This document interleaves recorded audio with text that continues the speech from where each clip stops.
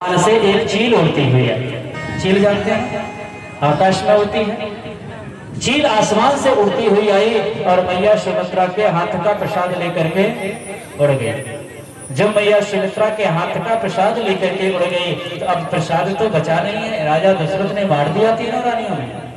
तो जब प्रसाद मैया सुमित्रा के हाथ का चला गया तब राजा दशरथ ने कहा कि इसमें से थोड़ा थोड़ा तुम दोनों इनको दे दो।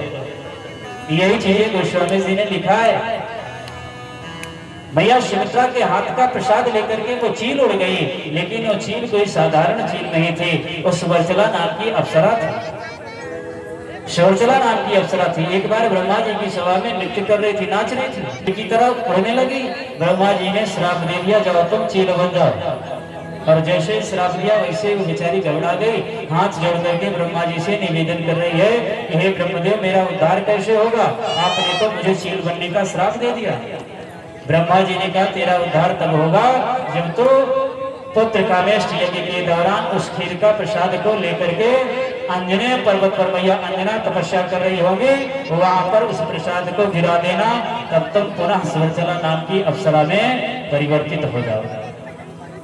आज वो चील मौका पाई और मैया सुमित्रा के हाथ का प्रसाद ली और सीधे अंजनेय पर्वत पर मैया अंजना पुत्र प्राप्त की कामना के लिए तपस्या कर रही थी। उनके सामने जाकर के खीर को गिरा दिया, प्रसाद को गिरा दिया।